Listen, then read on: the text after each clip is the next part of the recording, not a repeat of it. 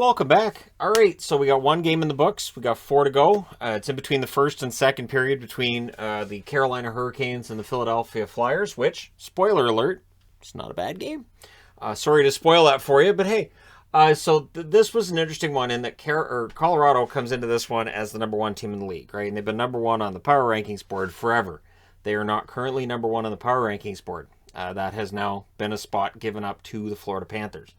So we shall see if it stays that way till this Saturday. But this game, honestly, Colorado was overdue for a game like this. And Boston, the best game they've played all year? Yeah, I would say so. So it's Kemper versus Swayman in this one. The Avs 4-0 in matinee games coming into today. The Bruins 7-1 in matinee games coming into today. So both teams very good at playing early in the day. Helm has a net drive that was defended during what seemed like a tentative start. Not a lot of really good opportunities, a lot of back and forth chances that weren't quite getting there. Pastrnak goes to the net, can't put it home. The first whistle in this game isn't until 4:36. So you go almost the full 5 minutes to start the game without a whistle, and it's just some really good back and forth action. Again, a little tentative in terms of the offense, but it was a pretty good game to start. Forbert has a chance to go wide. Kemper holds on a howl a chance. The Avs then press at 7 minutes. Nichushkin has a tip that goes out. Momentum for the Avs. I don't know why Jack Edwards keeps saying Nichushkin, but it's Nichushkin. So it's one of those things. So Newhook has a rush chance that gives the Avs another press. And the Avs played pretty well to start. And the funny thing is they were way behind on the shot clock. But in terms of zone time, it wasn't nearly as rough a start for the Avs as the shot clock would tell you. So Clifton has a shot saved. The Bruins get a power play. Pasta sticks himself. Basically, the stick is lifted into his face by the Avs player. So it's a high sticking call on the Avs. I'm surprised the Avs didn't challenge it, to be honest. You can say, hey, look, it wasn't his stick. It was, the guy sticks himself in the face. But there was no challenge on that. Bergeron has a tip that's saved and held. Pastrnak with a net feed, near miss. Good power play, but it's killed off. The shots are 17-4 for Boston with 7:46 left. And again, I didn't think the shots necessarily told you the whole story, except I will agree with this part of the story. Swayman, when he was tested, was good, but really, Kemper was the reason this game was scoreless to that point. Forbert blocks a Rantanen chance. The Avs transition always looks dangerous every game, and even in this one, that transition game can kind of give you fits, right, where you hold them down in their zone, and then they get the puck, and all of a sudden they're at your end, and it's in the net. And so there's always that concern. Like, I didn't feel, as a Bruins fan, I didn't feel any relaxing at all for a while in this game, because I know how dangerous Colorado can be. McKinnon has a shot saved and held. The Avs continue to press, but the Bruins get a really strong shift from the Coyle line. The Coyle line then switches out. Pastrnak scores from McAvoy at 17:30. So basically, the Coyle line wears down Colorado. The Bruins get their line change in, and they open up the scoring. Foligno then has a rush chance that deflects out, and there's a last-minute Frederick chance was saved. And the Frederick was kind of annoying the Avs in the first period and throughout, as Trent Frederick's known to do. But it's 1-0 Boston after one. The thing is, they were dramatically out shooting Colorado. And I've seen this storyline in games this year with teams like Colorado, Florida, Carolina. You might dramatically outshoot them, but in the end, you're still probably going to lose. The numbers would tell you that. So second period, Makar has a net feed to McKinnon. Swayman saves on that. Pastrnak has a blast that's saved on a face-off win, so that's a set play. Bruins press at 3 minutes. Foligno goes to the net. Kemper saves there. We then get a three-way pass that ends up going to Coyle. He can't bury it. McKinnon was denied as the Avs press, and Swayman holds on to it. So again, we're early enough in the game. It's 1-0, and Swayman's doing his best to make sure every time the puck came near him, just cover it and hold it. McKinnon fires high as the Avs press again. Grzelcyk has a blast that's saved and held, and then it's Bergeron on a fantastic pass from Taylor Hall. Grzelcyk with the secondary assist, and that's at 8:01. Bruins get a power play. Hall's robbed in close. Bergeron fires one high.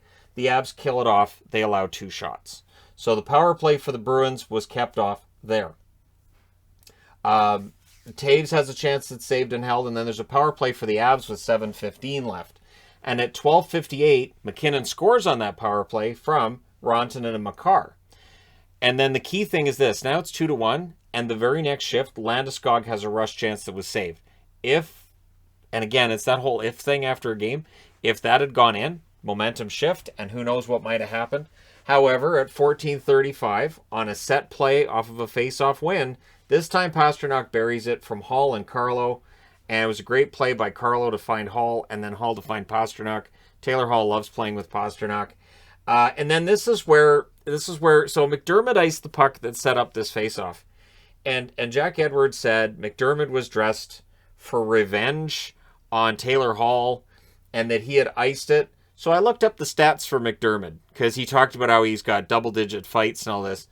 McDermott has 2 penalty minutes in his last 10 games. He had no penalty minutes in this game. So he also, coming into today, had played 35 games. That's a lot of revenge to put him in for. So if you want a guy who gets dressed for revenge games, you look at a guy like a Zach Ronaldo from last year, right? It's not McDermott. It was one of those odd comments. And I'm like, what are you talking about? What revenge? I did not see for the Avs, not once today, did I see them target Taylor Hall. Did I see them challenging him, harassing him? I didn't see any of that in this game. So it was an odd comment that I thought was just out of left field. Then at 15:52, DeBrusk scores from Lazar and McAvoy. And again, he kind of has that look on his face of, I did that, it's mine. So he scores. It's the first time he's had back-to-back games with goals this season. So hopefully that's a good omen. And again, it's about depth scoring, right? So breaking up Bergeron and Pastrnak and putting them on different lines has definitely helped. And so, yeah, DeBrusk makes it 4-1. And that was a net drive, and it goes through Kemper. That might be the one goal that, yeah, Kemper probably should have saved, but most of these were just blasts, right? Or really good tips. Avs press the next shift. The Bruins then had a 2-on-1 that misfired. Kemper holds with Bergeron on the doorstep, and in the last shift of that period, the Bruins press again. So we're going to the third period with the score 4-1 in favor of the Boston Bruins. In the third period, Pastrnak seeking the hat trick in the first minute. Bruins press during a delayed penalty, and at 2:27, that penalty is finally called to put them on the power play. Hall was denied. Pastrnak fires one wide, and then it's Coyle that finishes one at the net from Pastrnak and Hall at 4:04. So Taylor Hall with 3 assists in this one. Excellent game for him. Pastrnak with an assist to go with his 2 goals. Initially, there was some hope maybe that was a hat-trick goal. It was not. It was an excellent power play. And then the Bruins press for another. But with 14:48 left, the Avs get a power play. And again, it's 5-1. But we've seen the Avs score in bunches. The Avs, Florida, Carolina, Calgary, Rangers. These are teams that can just that momentum switch and you're there, right? So you always get that concern. But it was killed off. Really good penalty kill by Swayman. Again, if the puck came near him, he just covered it and held it. Nothing fancy. No wasted movement. Bruins press. The Avs defended that well because they're down 5-1. They know they can't allow another. Strong Bruins game right from the opening faceoff. Again, this might have been their best all-around game for a full 60 minutes all season. Avs get a power play with 8:53 left. Haula has a shorthanded chance that we won't go. And this one was killed off easily. This one, a lot of that play was in the Colorado zone. DeBrusk has a rush chance that saved. Nichushkin with a net drive, that wouldn't go. O'Connor wanted to fight with Clifton over what he felt was a high hit on Nazem Kadri. It doesn't happen, but it was kind of more of a, going after Clifton. I totally understand why O'Connor would do that there. The Avs press with 4 minutes left. Lazar has a rush chance that's defended. Burakovsky has a chance that's saved. The Bruins were doing a good job of ragging the puck, winding down the clock. And then with 37.6 seconds left, the Avs get another power play. It doesn't score. Your final score is 5-1 for the Boston Bruins. They go to 29-17-4 for people keeping track. They are 10 points ahead of Detroit now with 1 game in hand for that final playoff spot. The Avs 36-10-4. Yeah, they just reached double digits in regulation losses.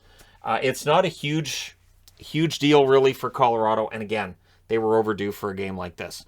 Your 3 stars are Pastrnak, Bergeron, and Hall. Your shots, 21-9 Boston in the first, 15-11 Boston in the second. Both teams had 9 shots in the third. Final shots, 45-29 for the Bruins. Power plays, Colorado 1 for 4, Boston 1 for 3. Hits, 28-20 for Colorado. Darcy Kemper, honestly, I thought he had a good game. 40 saves on 45 shots. He was under siege most of the night.